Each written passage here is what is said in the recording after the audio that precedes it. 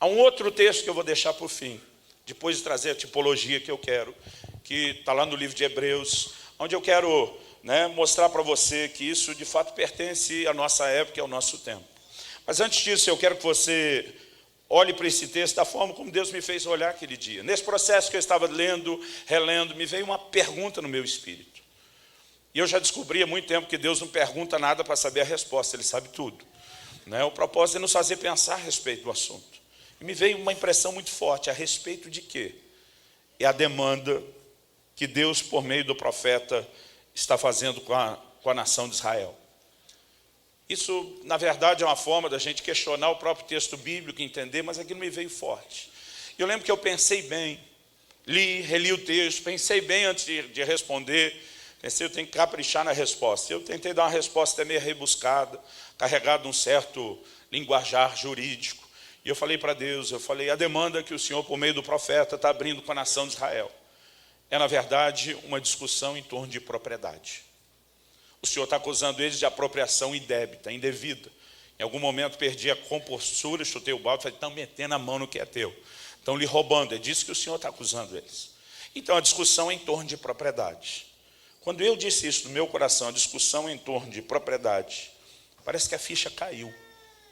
Parece que em fração de segundos meus olhos se abriram e eu consegui enxergar, querido, uma relação entre o dízimo e o que eu quero chamar, ou definir da espinha dorsal da revelação bíblica, que é a doutrina da redenção. Você não pode falar de propriedade de Deus na Bíblia sem remeter à doutrina de redenção. Eu nasci e cresci num lar cristão, como eu falei, e desde criança, quando eu ouvia falar sobre redenção, a primeira ideia que vinha na minha cabeça é perdão de pecados, salvação, escapar da condenação do inferno, ir para o céu. Mas, na verdade, isso é a consequência da redenção que nos foi dada, mas não é a definição dela. A definição de redenção é o resgate de uma propriedade.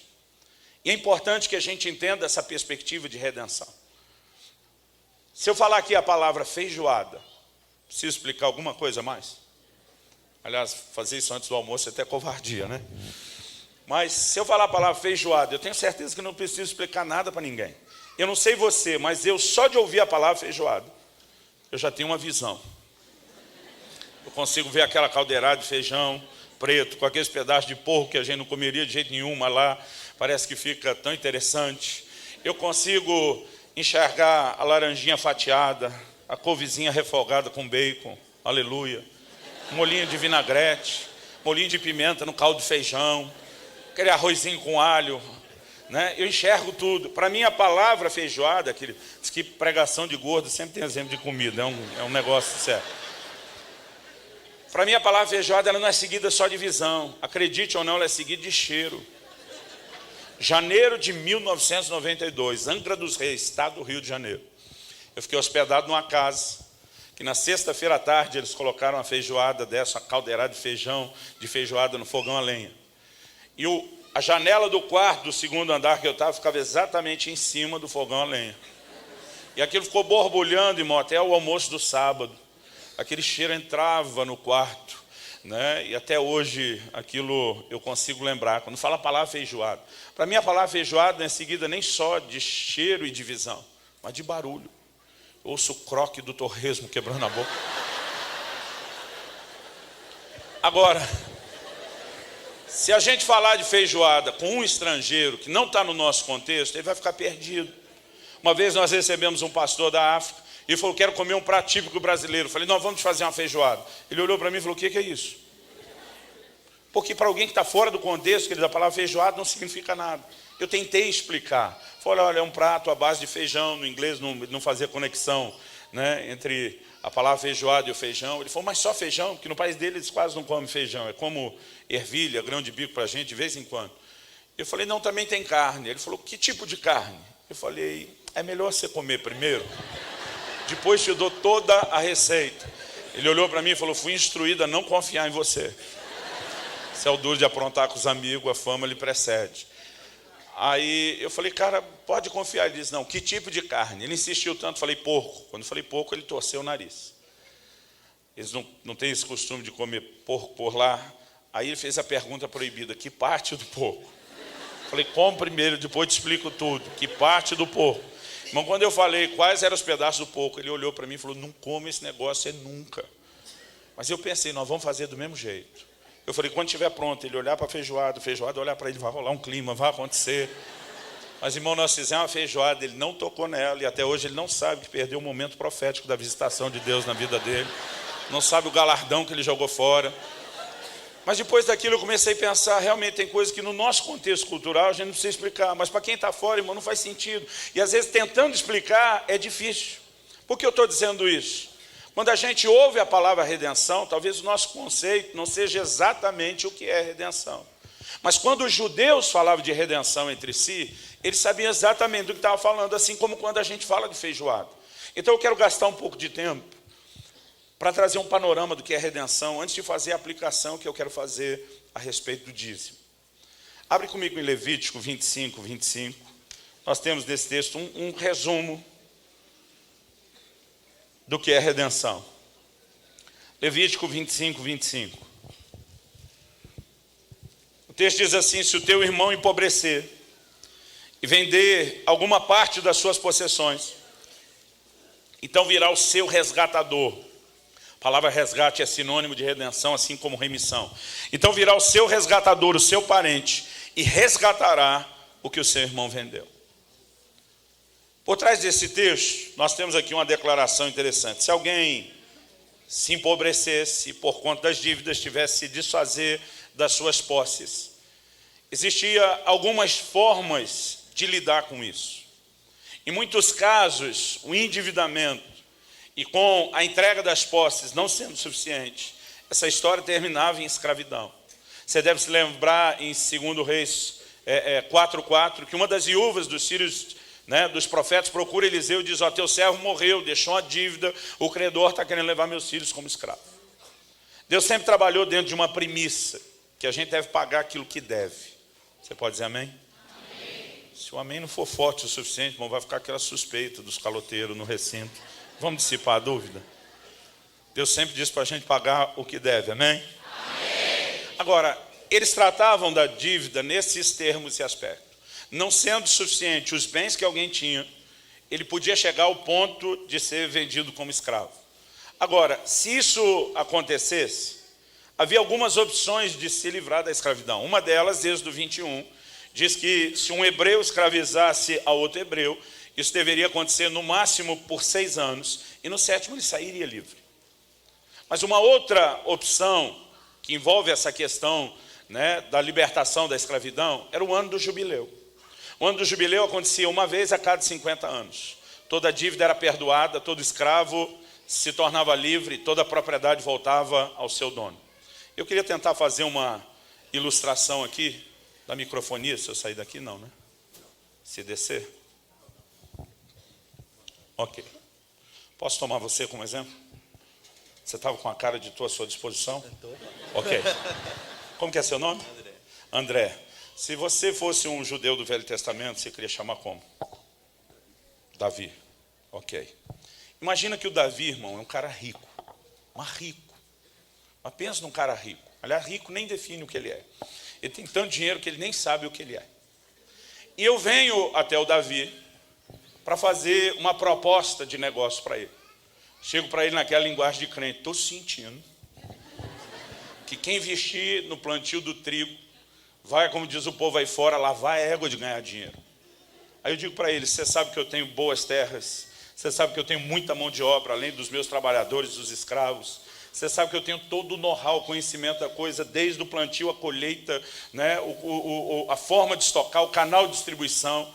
Eu digo para ele, eu tenho tudo, só não tenho o que o armado tem sobrando. Dinheiro, money, cascalho, como você quiser chamar, din-din. Então eu chego para ele e digo, quero te fazer uma proposta. Você entra numa sociedade comigo, eu administro tudo, você financia, e no final nós dividimos os poderosos lucros meio a meio. Davi me olharia com a cara de paisagem, parecida com essa, e diria para mim, não cheguei onde cheguei, correndo riscos. O que na sua cabeça pode ser um baita de um lucro, na minha pode ser um enorme de um prejuízo. E dizia, a perspectiva de lucro é porque quase ninguém está plantando, oferta, a lei da oferta e demanda. Mas ele diria, a razão pela qual a maioria não está plantando é porque não é o melhor momento para o trigo. Então ele diz, o que na sua cabeça é a certeza de ganho, para mim não é. Então ele diria, não me interessa ser seu sócio, eu não quero correr risco nenhum, mas eu naquela ganância de fazer dinheiro, no desespero, né, de crescer, decido dar o passo maior do que a perna, e ele faz a proposta nesse momento, e diz, mas se você quiser que eu lhe empreste o dinheiro, obviamente a juros, porque disse, você vai usar meu dinheiro para fazer muito dinheiro, e eu não vou poder trabalhar com meu dinheiro para fazer mais dinheiro, o que são 20% de juro por semestre. E aproveitar para enfiar a faca. Irmão, a gente acostumou com a exploração dos bancos e acha que o juro não é alto, né? Mas o que eu estou falando aqui já era absurdo. Eu senti aquela facada, mas pensar, por outro lado, se der dinheiro como eu penso, eu vou ganhar mais do que ele. Acabava firmando o negócio. Não tinha cartório naquela época. Os negócios se firmavam diante de testemunhas, às vezes diante dos anciãos, sentavam à porta da cidade. Então a gente ia lá, determinar quais seriam os termos do negócio, ele deixaria claro para mim e para as testemunhas, não estou correndo risco. Quem está correndo risco é você. Então, tudo o que eu tinha já seria colocado como garantia. Então, vamos supor que na hora, né, que era para chover, não choveu, na hora que não era para chover, choveu, tem o momento do plantio, da colheita. Vamos supor que aconteceu o que nós temos no sul, e vocês não vê tanto por aqui, geada. E no final das contas, eu perdi foi tudo. Não ganhei absolutamente nada, ainda perdi o investimento. Você acha que eu poderia voltar para o Davi e dizer, desculpa aí, foi mal? Ele ia dizer para mim, eu nunca corri risco, quem correu foi você. Se isso acontecesse, que todos os meus bens teriam que ser dados como parte do pagamento da dívida. E bem naquela época, irmão, envolvia, né, não era trator, caminhão, nada disso, para quem plantava, era boi, jumento, né, cavalo, eu teria que dar meus escravos, eu teria que dar minhas terras, e não sendo suficiente, vamos imaginar que não fosse, eu e minha família seríamos entregues como escravos, por conta dessa dívida. Agora, se isso acontecesse, e eu não fosse um hebreu, vamos dizer que nesse caso ele era e eu não, vamos supor que era um edomita, tive a infelicidade de nascer no país vizinho. Então, a lei dos 6 anos não se aplicava a mim. Ah, pastor, tem um ano do jubileu, é verdade. Vamos supor que o último jubileu foi, por exemplo, há 12 anos atrás. Isso significa que o próximo é daqui 38. Daqui 38, irmão, eu estou com 42, já estou com 80 anos. Com 80 anos não quero nem mais sair livre, eu quero ir cuidando de mim até eu morrer. Se o jubileu não fosse a minha opção de libertação, nem Êxodo 21, a regra dos 6 anos, o que me sobrou? Redenção. O que era a redenção? Deixa eu pular e usar, posso te usar como exemplo? Como que é seu nome? Pedro. Pedro. Se você fosse um judeu do Velho Testamento, você queria chamar como? Ezequiel. Vamos supor que o Ezequiel fosse um cara ainda mais rico que o Davi. Mais rico, irmão. Muito dinheiro. E além de ser rico, ele era meu primo de 3º grau. Na verdade, eu procurei ele primeiro, por ter mais dinheiro e por ser primo. No entanto, ele olhou para mim e falou, Luciano, eu não vou ser louco de financiar, né, essa coisa doida que está na sua cabeça. Não é época do trigo. Você está vendo uma perspectiva que ninguém vê, todo mundo recuou por previsão. Eu tenho dinheiro, mas eu não vou deixar você fazer essa loucura. Em vez de ouvi-lo, eu fiquei aborrecido, falando, quem emprestar tem quem queira. E vim para cá. Foi aqui que eu me arrebentei. Nessa altura do campeonato, Ezequiel, meu primo, está olhando, e a primeira reação dele, meia carnal, é dizer, bem feito. Se esse cabeção tivesse me ouvido, não teria chegado aonde chegou. Agora, passaram 6 meses, 1 ano, e o coração dele começou a amolecer aos poucos. Ele está olhando, pensando, o que é que meu primo fez com a vida dele? O que é que meu primo fez com a família dele, que não tinha culpa? 1 ano e meio. E antes de chegar nos 2 anos, o coração dele realmente quebranta. Ele disse, quer saber? E ele se levantava, querido, a redenção é o que hoje a Bíblia aplica para nós espiritualmente, eu já vou fazer essa aplicação. Mas para o judeu, querido, a lei de Moisés não era só a Bíblia da sua época, era a Constituição da nação. Então era uma lei civil, nós podemos chamar assim. O livro de Ruth conta uma história de redenção, como Boaz se torna o resgatador dos bens da família de Noemi, o que incluía a responsabilidade de casar com Ruth. Então ele decidia se levantar como meu resgatador. O resgate que ele tinha que acontecer através de um parente. Quanto maior a proximidade pelo grau de parentesco, essa era a ordem que se podia usar. Para Boaz ser o resgatador, alguém que era mais próximo antes dele teve que desistir e abrir mão do direito. Então ele, com meu primo, que era o único que tinha dinheiro e podia fazer isso, e de repente se deixa tomar pela compaixão. E aí ele vem até o Davi e diz: Davi, quanto é que o Luciano lhe deve? Davi, como bom homem de negócio, diz: na época era tanto, agora já está em tanto. Então Ezequiel meteria a mão no bolso próspero que Deus lhe deu e falava: eu estou aqui para pagar a dívida. No momento que ele pagasse a minha dívida, o que é que acontecia? Eu deixava de ser escravo do Davi e ele deixava de ser meu dono. Porque a escravidão, querido, foi estabelecida por um vínculo específico. Qual era esse vínculo? A dívida. No momento que a dívida foi paga, todos os meus bens que foram dados para ele, tomados por ele, que eram garantia, também já deixavam de ser dele. As minhas posses, os meus bens, eu e minha família, nesse momento a gente deixava de estar debaixo do senhorio dele. Isso significa que eu estava livre? Não. Quando Ezequiel pagasse a minha dívida, na verdade, ele estava me comprando até o próximo ano do jubileu. Eu, na verdade, só estava mudando de dono. A diferença é que ele não estava me comprando para me tratar como escravo. Ele poderia comprar mais e melhores escravos por menos dinheiro do que o que ele estava gastando. Ele podia comprar mais e melhores terras por bem menos do que ele decidiu investir. A redenção era um ato de misericórdia. Isso significava, pelo grau de parentesco, que ele não me trataria como escravo, e sim como família. A menos fosse a sogra lhe comprando por acerto de contas. Talvez a única exceção. Mas isso, querido, é a definição do que era um ato de redenção. Agora, com isso em mente, pensa comigo. Efésios 1,7 diz: nele, em Jesus, nós temos a redenção pelo seu sangue. Vamos entender o que foi a aplicação de redenção da parte de Deus. O homem é criado, estabelecido por Deus nessa terra, pertencendo a Deus. Na genealogia de Jesus em Lucas 3, vai dizendo quem era filho de quem, até dizer o seguinte: Sete, filho de Adão, e Adão, filho de Deus. Adão é estabelecido nessa terra, querido, como parte da família de Deus, como um filho de Deus. Agora, nós sabemos que isso foi comprometido.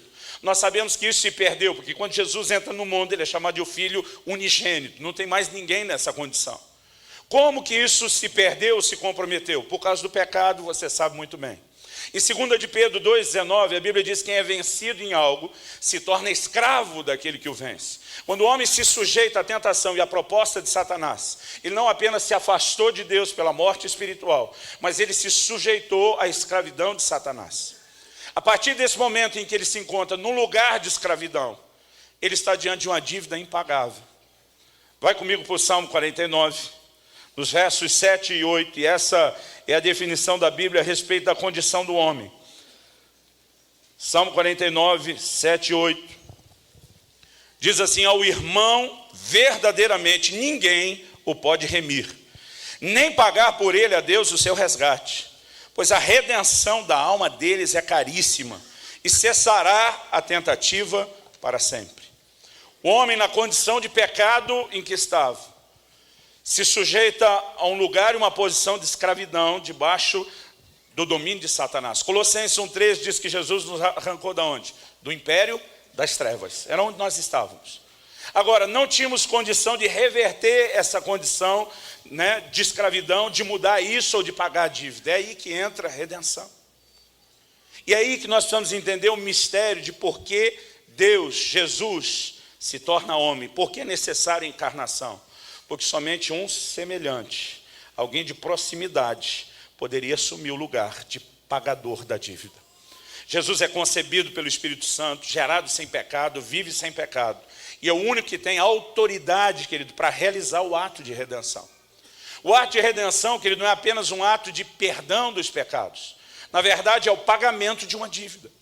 Colossenses 2,14 diz assim: o escrito de dívida que havia contra nós nas suas ordenanças, o qual nos era contrário, a Bíblia diz, removeu do nosso meio e cravou na cruz. O que Jesus fez na cruz, que ele não foi só perdoar pecados, foi pagar uma dívida. Agora, o que acontece quando a dívida era paga num ato de redenção? O antigo dono e senhor perdia a autoridade baseada no vínculo da dívida. E aí Colossenses 2,15, que é a continuação do texto do pagamento da dívida, diz assim: e despojando os principados e potestades, publicamente os expôs ao desprezo, triunfando deles na cruz. O que é despojar? É tomar o despojo. Quando o exército vencia o outro, tomava tudo de valor que tinha na mão do outro. A pergunta é, o que poderia haver de valor na mão do reino das trevas que interessava a Jesus? Era a minha e a sua vida. Nós éramos o despojo. Ao pagar a dívida, ao quebrar esse vínculo da dívida, Jesus quebra o poder e o vínculo de escravidão que Satanás tinha sobre nós. Como no exemplo que eu dei da redenção, usando aqui, né, de forma hipotética, o Davi e Ezequiel. No momento em que o Ezequiel pagou a dívida para o Davi, ele não estava apenas me pagando, mas ele estava me resgatando, me tirando de lá e me trazendo agora para debaixo do seu senhorio. A diferença é que ele não exerceria um senhorio abusivo, mas na verdade de misericórdia, porque a ideia era me tratar como família. O que é que a palavra de Deus diz lá em Gálatas 4?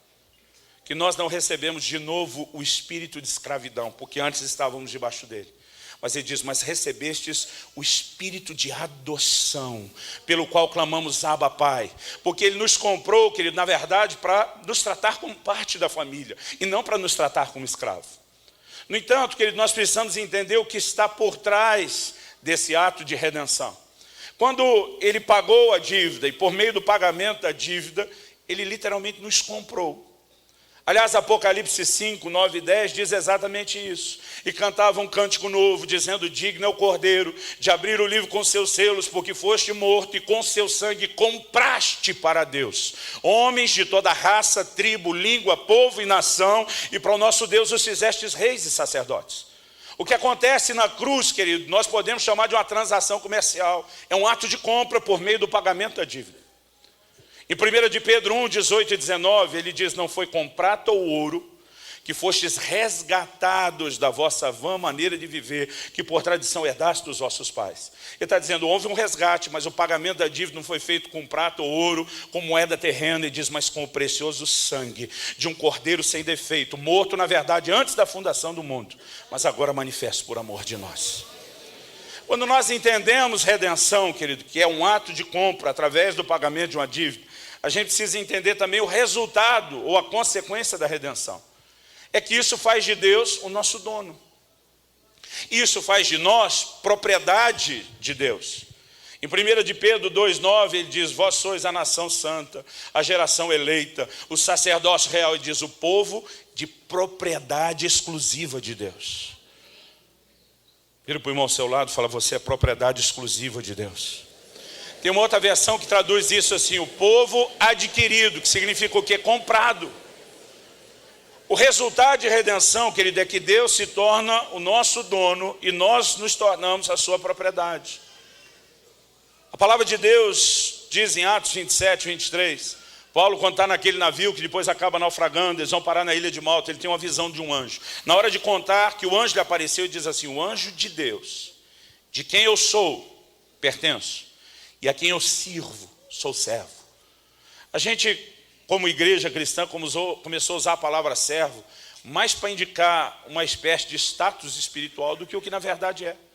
Eu já fui apresentado em algumas igrejas, parecia um apresentador de rodeio, né? Daqueles assim, todo empolgado. E algumas vezes a turma diz, está aqui conosco o pastor Luciano Subirá, servo do Deus vivo. Eu nunca entendi essa puxada no R, né? Mas é o servo do Deus vivo. Eu ficava pensando, grandes coisas, está dizendo que eu sou um escravo. Porque é isso que a palavra servo significa. E na verdade, querido, esse é o entendimento que Paulo tem. O anjo do Deus, de quem eu sou, pertenço, e a quem eu sirvo. Deixa eu te fazer uma pergunta aqui. Quanto custa o reino de Deus? Eu estava pregando o evangelho para um senhor uma vez, e falou para mim, pastor, é verdade que se eu me converter, 10% de tudo que eu tenho, de tudo que eu ganho, vai ter que ser de Deus e da igreja? Eu falei, não, isso não é verdade. Ele falou, pastor, não me minta. Eu falei, cara, não posso mentir, eu sou pastor. Ele falou, eu sei de fonte segura, de gente dentro da sua igreja que diz, vocês falam isso. Eu falei, ó, se você está dizendo que ouviu de gente da nossa igreja, eu não vou dizer que é mentira, eu vou dizer que é um equívoco. Ele falou, certeza? Eu falei, certeza. Quando ele fez uma cara de alívio, entrei com os 2 pés no peito, falei, 100% de tudo que você é e você ganha vai ser de Deus. Irmão, Deus não comprou 10% das suas ações. Deus tornou o dono de tudo que você é, de tudo que você tem, de tudo que você vai ter um dia. Nós precisamos entender, querido, antes de falar de contribuição, o que é o resgate. nós precisamos entender a que isso nos remete. Eu perguntei antes, quanto custa o reino de Deus? Eu quero te dizer, querido, o reino de Deus custa tudo o que você tem. Pastor, não é de graça? Não, é pela graça. Significa que você não merecia. Mateus capítulo 13, versículo 44 ao 46, Jesus conta duas parábolas. A primeira diz, o reino dos céus é semelhante a um homem que encontrou um tesouro escondido no campo. A Bíblia diz, movido de alegria, vai, o que a Bíblia diz? Vende tudo o que tem para adquirir o campo. Quanto custa o reino de Deus, querido? Tudo que você tem. Jesus insiste, diz, o reino dos céus é semelhante a um negociante que encontrou uma pérola de grande preço, de grande valor. Ele diz, vai, vende tudo que tem para adquirir a pérola. Quanto custa o reino de Deus? Tudo que você tem. Pastor, o senhor está querendo dizer que eu compro minha entrada no reino de Deus? Não, você foi comprado, você não compra. O reino de Deus custa o que você tem, porque o reconhecimento do ato de compra é te colocar no devido lugar de servo, de quem entende que nada do que você é, nada do que você tem, realmente é seu. Em Romanos 10, a palavra de Deus diz lá nos versículos 9 e 10, se com a tua boca, se no teu coração creres, que Deus ressuscitou Jesus entre os mortos. Aí a Bíblia diz assim, com a tua boca confessares Jesus como Senhor. Ao longo do tempo, nós como igreja começamos a dizer, tem que confessar Jesus Salvador. Não, a Bíblia nunca disse isso. Apesar dele ser Salvador, porque ele disse, eu confesso, Senhor, eu sou salvo, ele é Salvador. Mas nunca foi o que me foi mandado confessar. A confissão que eu tenho que fazer é que ele é Senhor. A palavra Senhor, querida, ela é fraca na língua portuguesa, na nossa cultura. Mas ela significa amo, dono. Só chamava de Senhor uma pessoa de Senhor quem era escravo. Ele se via na condição de propriedade, dizia, você é meu amo, você é meu dono. Quando a Bíblia diz que nós temos que confessar Jesus como Senhor, o que ela está dizendo? Que nós temos que nos curvar diante dele, reconhecendo a legalidade do ato de compra. No momento em que nós reconhecemos que ele nos comprou, que ele tem todo o direito de propriedade sobre nós, e admitimos que ele é Senhor e dono por direito, nós estamos reconhecendo nada do que nós temos, nada do que nós somos, é de fato nosso. Tudo é seu. Esse momento de desistência, querido, de tudo que você tem, na verdade é só o reconhecimento de um ato legal. Então, quando a gente entende redenção, querido, a gente entende também a consequência, que faz de Deus o nosso dono e faz de nós a sua propriedade.